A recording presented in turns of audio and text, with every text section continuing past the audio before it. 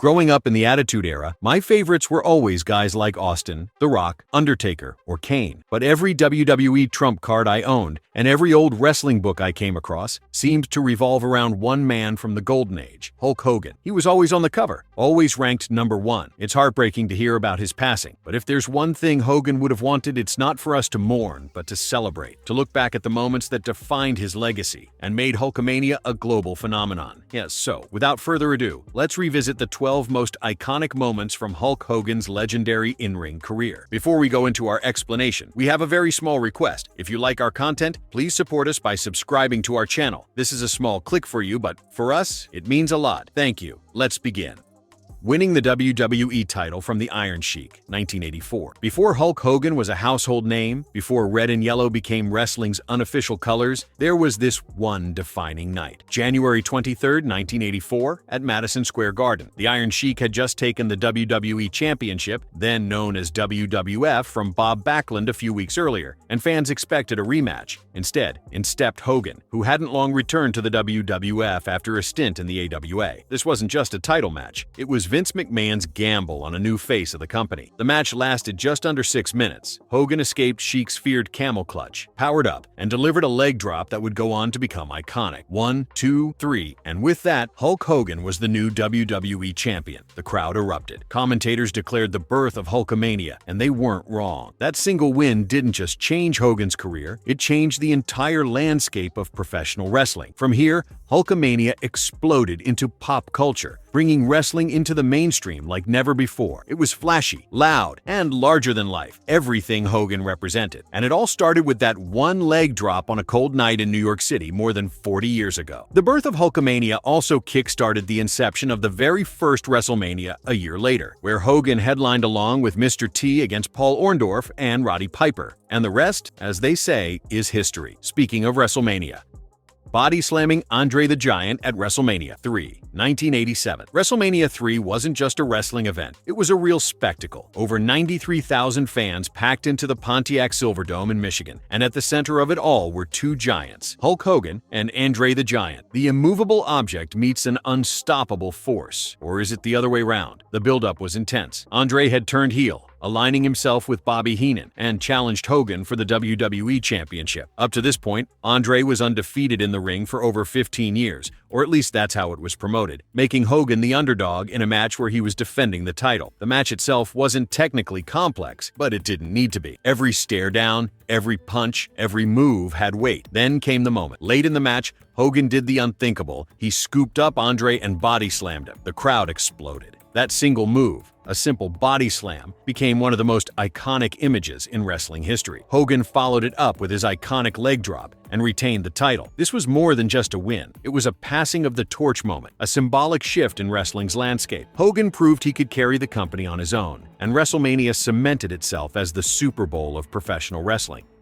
The mega powers explode. WrestleMania 5, 1989. By the late 80s, Hulk Hogan wasn't just the face of wrestling, he was a one-man empire. But even legends need allies. And that's where Macho Man Randy Savage came in. Together they formed the Mega Powers, one of the most dominant and charismatic tag teams in wrestling history. But as always in wrestling, alliances never last forever. Their partnership began to crack over jealousy, spotlight issues, and most notably, Savage's growing suspicion about Hogan's closeness with Miss Elizabeth, Savage's girlfriend and future wife. It all came to a head during a tag match on Saturday night's main event, when Savage attacked Hogan backstage. That moment set up the main event of WrestleMania 5, Hogan versus Savage for the WWE Championship. The match was pure drama. Miss Elizabeth stood neutral in the corner. The crowd was split, and both men gave it their all. In the end, Hogan overcame Savage, hit the leg drop, and reclaimed the title. This match was storytelling at its finest. The slow burn betrayal and the emotions demonstrated that wrestling could be more than just action. It could be as compelling as a soap opera. Hogan's win here added another chapter to his legend and proved he could carry both the in-ring performance and the backstage drama with equal flair.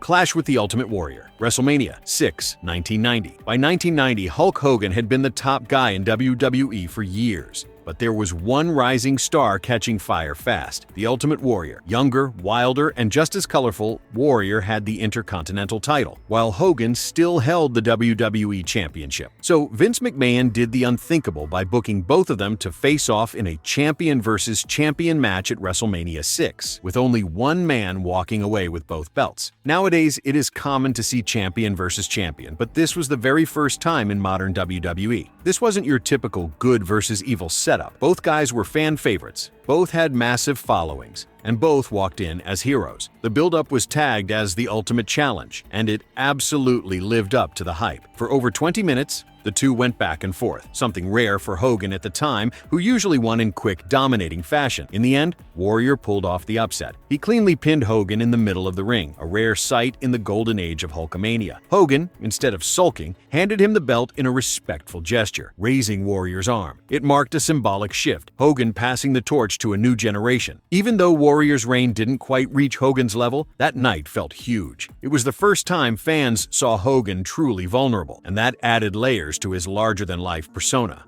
Back-to-back Royal Rumble wins, 1990 and 1991. Most people talk about Hogan's big title matches, but his Royal Rumble dominance deserves just as much attention. In 1990, he became the first wrestler to officially win the Royal Rumble as a major main eventer, and then repeated the feat the following year, making him the first back-to-back winner in WWE history. The 1990 Rumble was special. It was the first real face-off between Hogan and the Ultimate Warrior. The two collided mid-match, and the crowd lost their minds. It was a teaser for WrestleMania 6, and it's still one of the most electric moments in Rumble history. Hogan would go on to win that match by last eliminating Mr. Perfect. In 1991, Hogan entered the Rumble as a heavy favorite and outlasted the field again, this time tossing Earthquake over the top rope for the win. While it didn't directly lead to a title shot back then, these back-to-back victories only reinforced Hogan's status as the company's top guy. Royal Rumbles are built around chaos and unpredictability, but Hogan managed to come out on top 2 years in a row, not through luck, but sheer star power. It proved that even in a crowded ring of rising stars and heavy hitters, Hulkamania still ruled supreme.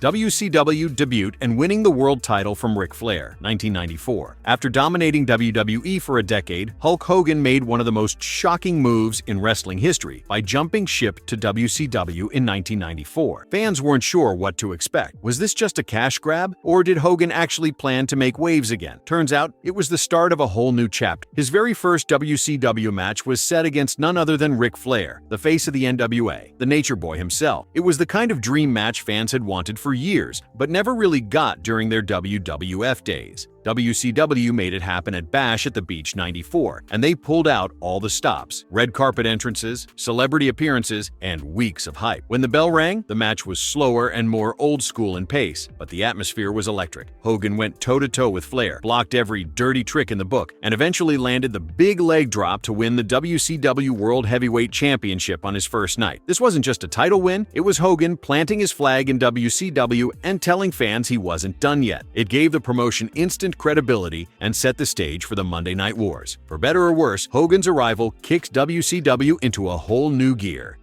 Feud with the Dungeon of Doom and the War Against the Monsters, 1995 to 1996. If there's one stretch of Hogan's WCW run that felt like a comic book come to life, it was his feud with the Dungeon of Doom. After winning the WCW World Title, Hogan found himself facing off against a rotating cast of monstrous villains like the Giant, later known as Big Show, Kamala the Zodiac, and even a guy named the Yeti, who looked like a frozen mummy in toilet paper. Led by the cackling Kevin Sullivan, the Dungeon of Doom was cartoonish to the extreme, but somehow it worked. Hogan, now dabbling with a darker, edgier look, complete with black attire and a weird flirtation with mysticism, fought them in wild matches full of theatrics and chaos. One of the most notable showdowns came at Super Brawl 6, where Hogan and Sullivan clashed in a steel cage. After the match, Hogan fought off multiple members of the Dungeon, further cementing him as WCW's larger-than-life hero. While fans today might poke fun at how over-the-top this feud was, it played a key role in WCW's build toward more serious storylines. It was also Hogan's last big run as the classic babyface before his heel turn. In hindsight, this was the calm before the NWO storm, a final chapter in Hogan's superhero era before everything changed. Heel turn and formation of the New World Order, 1996. This was the moment that nobody saw coming. For over a decade, Hulk Hogan was the embodiment of the all-American hero. He was all about saying his prayers, taking his vitamins, and waving the red and yellow. But by 1996, that image had started to wear thin. Fans were getting tired of the same routine. Then came Bash at the Beach. Scott Hall and Kevin Nash, formerly of WWE, had invaded WCW and teased a mysterious third partner. During the pay-per-view's main event, Hogan stormed the ring, and instead of saving the WCW stars, he dropped a leg on Randy Savage. The crowd was stunned. People actually threw trash into the ring. Tony Schiavone shouted, "Hulk Hogan, you can go to hell!" Hogan grabbed the mic and declared the birth of a new world order of wrestling. Just like that, he reinvented himself as Hollywood Hogan, an arrogant bastard dressed in black and white. It was the perfect heel turn at the ideal time. Pretty soon, the NWO became a cultural phenomenon. Ratings soared,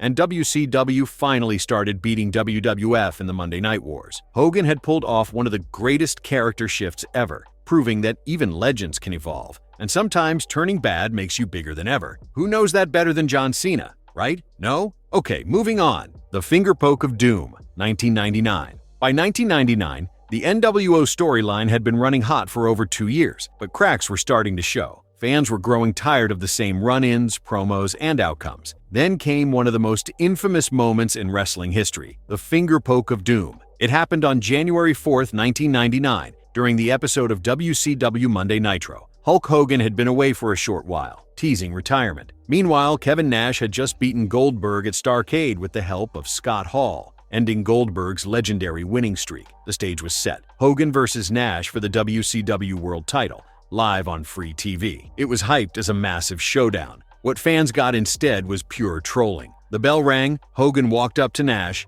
and just poked him in the chest. Nash flopped to the mat like he'd been shot. 1, 2, 3. Hogan was champion again. The NWO was reunited, and the crowd was furious. While it was intended to be shocking and clever, it ultimately came across as lazy and disrespectful to the audience. Hogan played his role perfectly, smirking through the chaos, but even he couldn't save WCW from the creative nosedive that followed. The Fingerpoke of Doom went down in history not as a great wrestling moment, but as a cautionary tale. WrestleMania 18 versus The Rock, 2002. By 2002, Hulk Hogan had returned to WWE for the first time in nearly a decade, not as the red and yellow hero, but as Hollywood Hogan from his NWO days. Everyone expected boos, especially with him facing off against The Rock, who was the face of WWE during WrestleMania 18. After all, this was supposed to be the new era versus the old guard.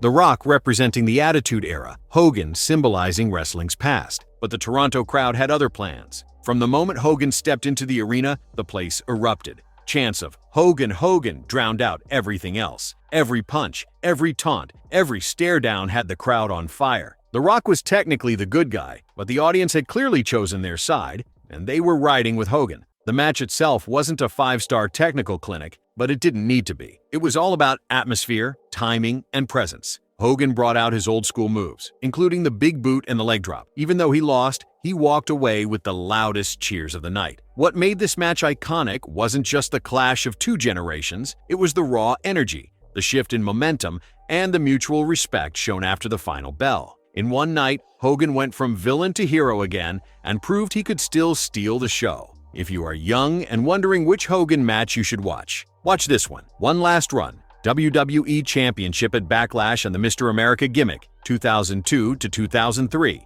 After his WrestleMania 18 match with The Rock reignited fan support, WWE leaned fully into a Hulk Hogan nostalgia wave. Just a month later, at Backlash 2002, Hogan was back in red and yellow and in the main event against Triple H for the undisputed WWE Championship. Most expected a feel-good match with Hogan coming up short. However, in a shocking twist, Hogan actually won, capturing the top title at 48 years old, becoming the oldest WWE champion at the time. It wasn't a long reign, but it was symbolic. For longtime fans, it felt like Hogan had come full circle. He was back on top, if only briefly, and still able to draw massive reactions. WWE used that momentum to push Hogan into more crowd-pleasing storylines. And that's where things got weird in the best way. Enter Mr. America. In 2003, after a kayfabe suspension by Vince McMahon, Hogan reappeared under a mask, claiming to be someone completely different. a red, white, and blue-clad mystery man named Mr. America, who used Hulkster's Golden Age theme of Real American as his entrance song. Everyone knew it was Hogan. Vince tried to expose him week after week, but Hogan played it straight,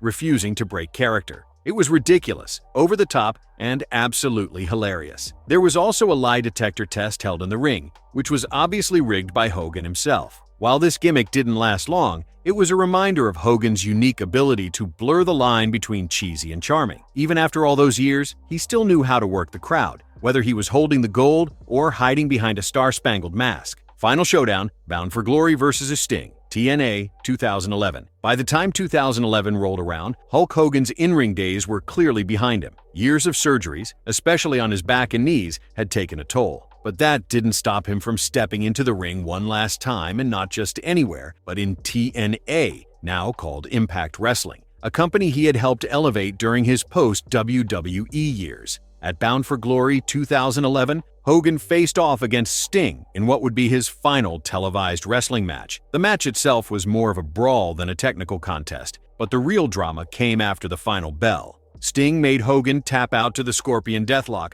but then something unexpected happened. As Sting was being attacked by Hulk's allies in Immortal, Hogan's heel faction, Hogan paused and then turned on them. In one final Hulkamania moment, he ripped off his shirt, cleaned house, and stood tall with Sting. The crowd erupted. It was a full-circle moment, the villain finally becoming the hero again. This match was Hulkster's last act of redemption in the ring. No big send-off, no WWE cameras. Just a raw, emotional farewell in front of fans who had watched him evolve for nearly 4 decades. It may not be the flashiest chapter, but it was the final one, and it closed the book on Hulk Hogan's legendary in-ring career. Marvelous verdict. Love him or hate him, there's no denying it. Without Hulk Hogan, professional wrestling wouldn't be what it is today. He wasn't just a superstar, he was the superstar. Hogan took wrestling from smoky arenas and bars to mainstream television, magazine covers, movies, and a place in pop culture history. Every chant, every entrance, every match you love today, it all traces back in some way to the legacy he helped build. So, if this video brought back memories or taught you something new,